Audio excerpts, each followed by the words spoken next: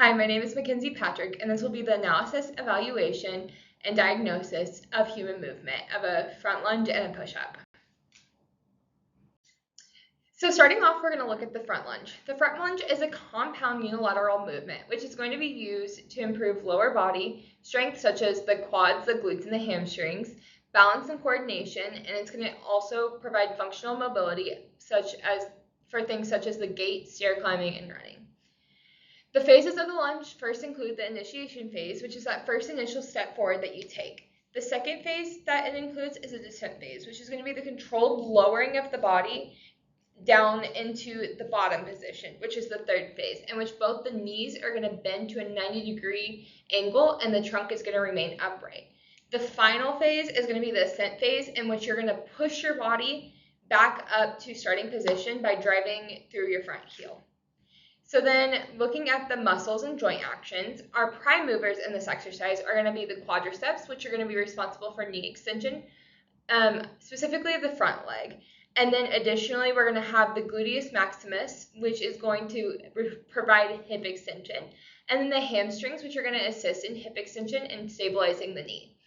Then we have our stabilizer muscles. And in this exercise, our stabilizers are going to include the gluteus medius, which is going to be the frontal plane stability. Then the calves, which is going to provide ankle stabilization, and then the core musculature, which is going to provide trunk stability. Okay, so when you're looking at a front lunge and assessing if it's done properly, there's a couple things that we want to focus on. First, we want to focus on knee alignment, which is there valgus or varus in this exercise.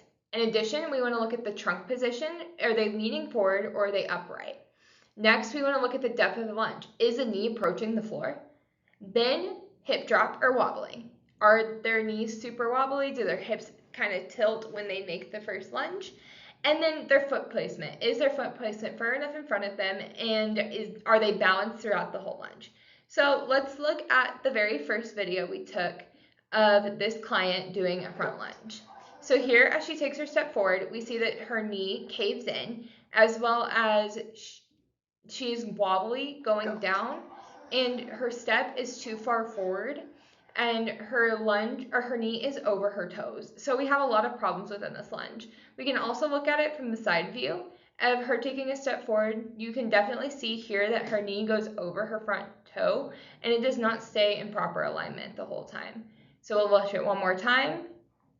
Her knee does touch the floor, so that is a good thing. Additionally, her posture, when you look at this video, you can see that her trunk posture is moving backwards as her knee goes forward over her toe instead of staying upright. So that is something that functional analysis could use. We can see the exact angles and stuff as we do this, rather than just being able to see that it is over. So we can see exact angles, can kind of see what exactly we need to fix.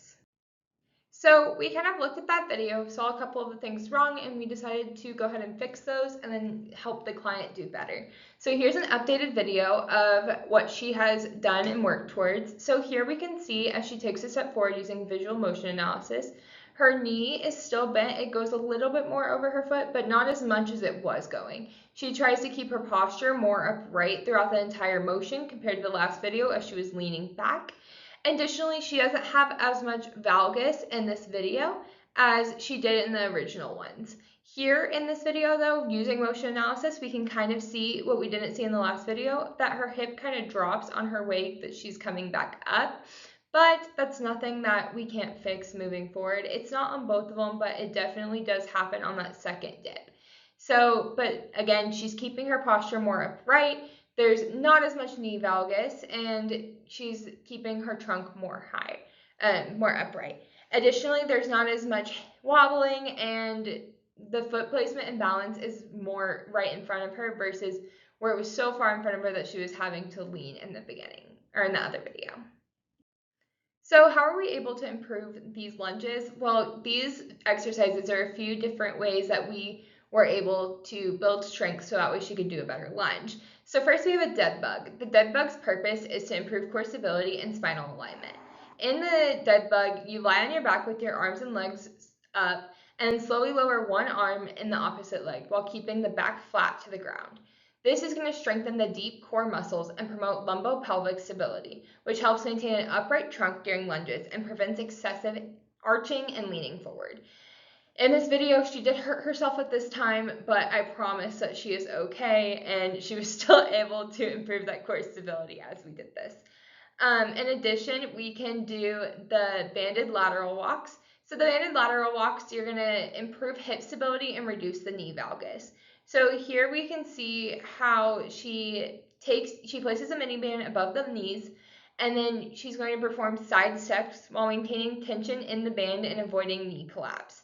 In addition, the rationale behind this was that there was weakness in the glutes, which led to the poor control of the femur in the frontal plane, which is contributing to the knee valgus and the unstable lunges.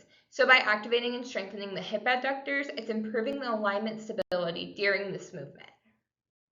So now that we analyzed the front lunge, we're going to go ahead and look at the push-up. So what is the purpose of a push-up? So the push-up is going to strengthen the pectorals, triceps, anterior deltoids, and core. It's going to improve scapular control and shoulder stability.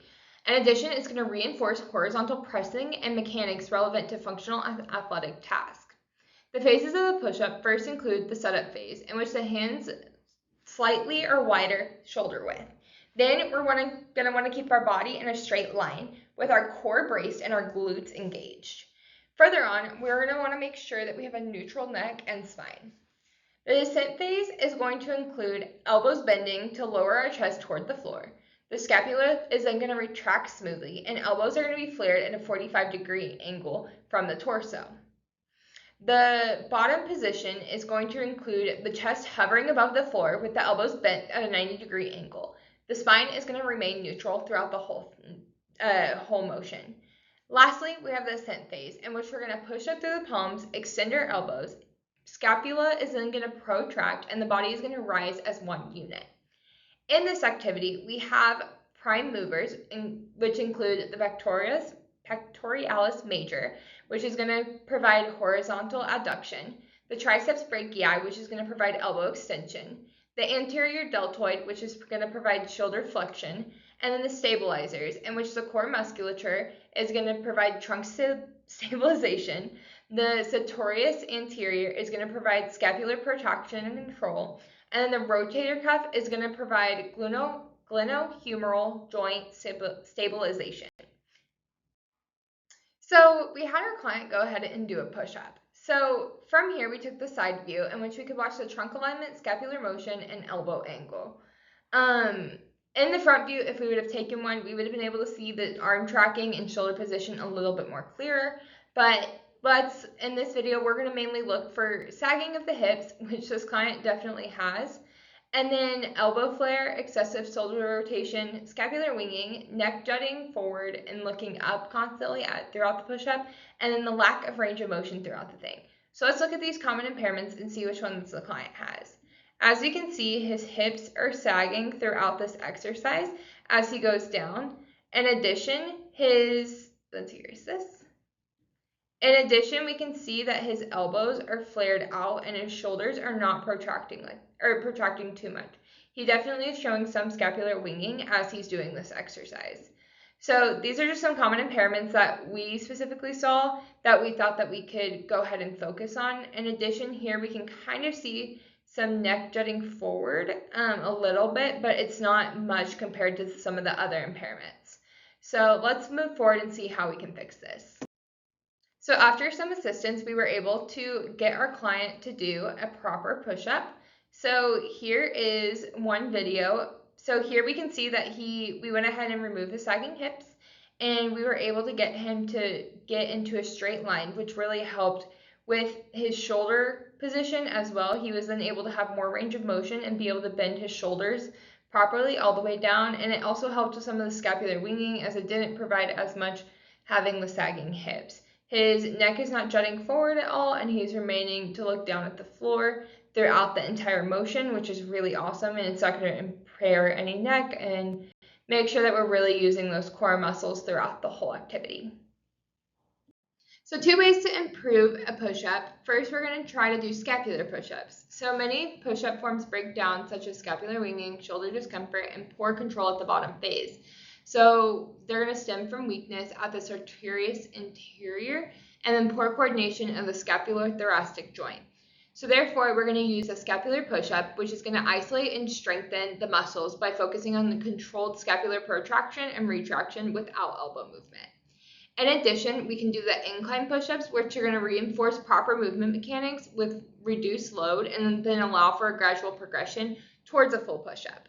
So our rationale in this is that when clients struggle to do full push-ups, it's typically due to poor trunk control, elbow positioning, or fatigue. So incline push-ups are going to are going to be an alternative that allows them to maintain the neutral spine and pelvis more easily and maintain that core alignment, as well as focus on controlled elbow tracking, which is going to reduce flare or compensation.